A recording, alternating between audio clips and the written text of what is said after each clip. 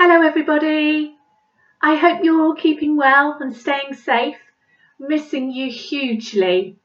Thought you might like to have this story. It's called Poppet, and I thought what I'll do today is I'll read some today and then I'm going to read some at the end of the week. So you'll have to remember bits from the story as we read it together. Are you ready?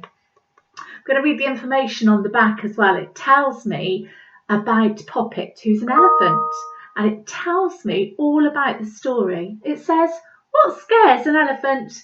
Mice, that's what. Poppet's mum tells him they'll run up the inside of his trunk.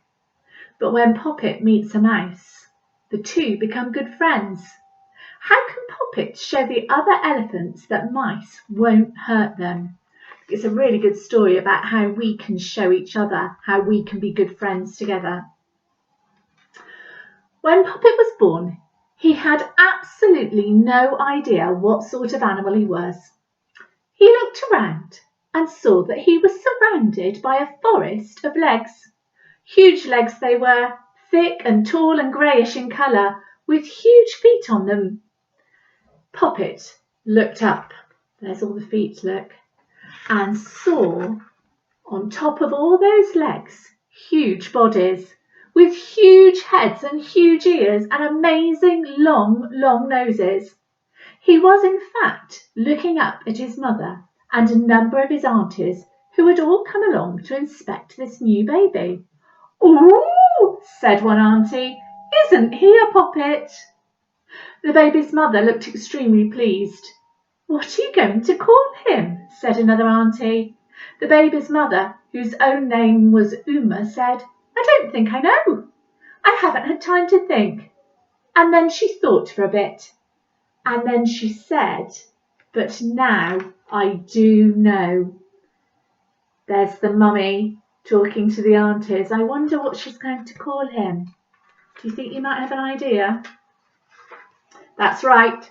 "I'll call him Poppet," she said, and she put the tip of her trunk against one of the baby's ears and whispered, "Hello, baby. I'm your mum, and your name is Poppet." Poppet looked up at Uma and the other huge animals and said, "Please, what sort of animals are you?" "Elephants," said Uma. "We're African elephants." "Oh," said Poppet, "but you said you were my mum." "Yes." "So does that make me an African elephant?" "Yes." Poppet looked puzzled. There must be some mistake, he thought. Can you see him looking a little puzzled at the bottom? Here he is. "You're enormous," he said, "and I'm very, very small. We can't be the same sort of animal." "Oh, yes, we are," said Uma. "It's just that you're a baby elephant.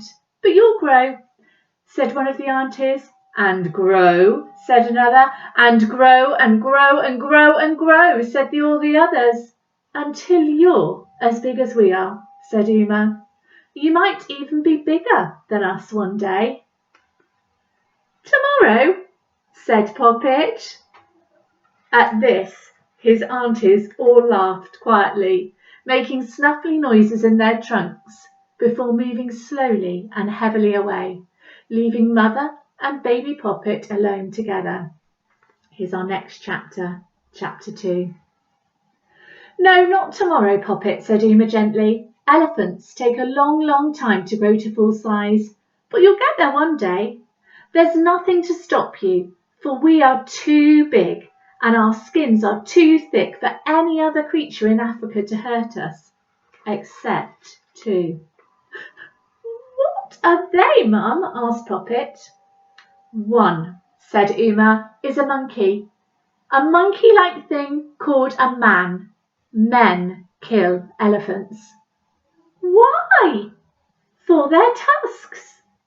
"What are tusks?" said Poppet.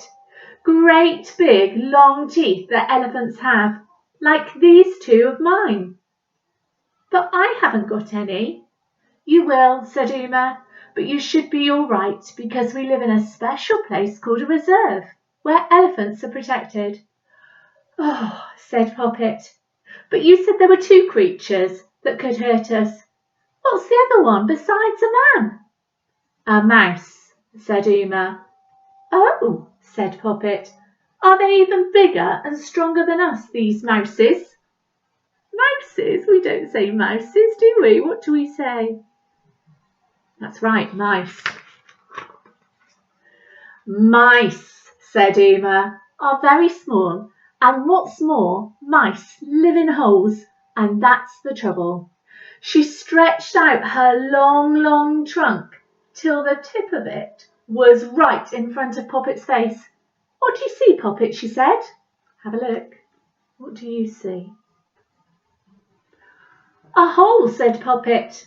Then Uma, speaking slowly and solemnly, repeated to her newborn child the old elephant wives' tale that her mother had told her when she was a baby, a tale in which she had always believed. Poppet, my son, she said, first, never have anything to do with mice. Second, if you should be unfortunate enough to meet one, keep your trunk curled up and out of the way.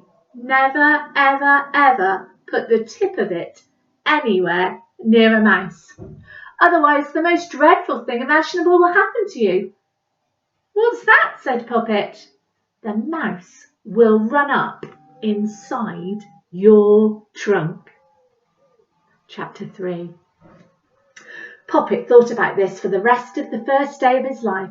He imagined this thing called a mouse running along inside his little trunk, and he did not like the thought of it one bit. Suppose one did, how would he get rid of it? Blow it out, he supposed, and every so often, for the rest of the day, he blew very hard, suddenly down his trunk, just in case one of those awful creatures had somehow crept up inside it. I don't even know what they look like, he thought, only that they're very small. The next morning, while the elephant herd was browsing upon the leaves of some large trees, Poppet was standing beside his mother when he saw a strange animal moving up the bark of one of the trees. What do you think it could be? What it was, he didn't know, but it was certainly very small. Carefully curling up his trunk out of harm's way, Poppet bent his head towards it. Have a look. What can you see on that tree trunk? Can you see? I wonder if Poppet thinks it's a mouse. Close up, he could see that the creature, though very small, was long, with great many joints to its dark brown body, and a very great many legs. Is he right? Is it a mouse? Perfect for crawling up elephants' trunks, he thought. I bet you are one. He said politely, Excuse me, but are you a mouse? A mouse? Said the creature. Yes, I thought you might be. You're joking. Pull the other one. Other what? Leg. What does it mean? Poppet thought. I've got hundreds of legs. Well, if you're not a mouse, he said, what are you? I am a giant millipede, said the long, wriggly creature. A giant? Said Poppet. Oh, stop taking the mickey, said the millipede huffily. You knew all the time, didn't you? I could tell. I wasn't born yesterday. I was, said Poppet, as the giant millipede rippled away. But anyway, I've learnt something. That animal, it wasn't a mouse. Now, chapter 4's next. I wonder what other animals Poppet might come into contact with. I'm going to leave this story for today, and I'm going to finish it later this week. I wonder where, if any, the Poppet might come into contact with a mouse. Maybe you could draw me a picture and put it up on your Padlet to see where you think Poppet might find a mouse. Anyway, sending you lots of love. See you soon. Bye.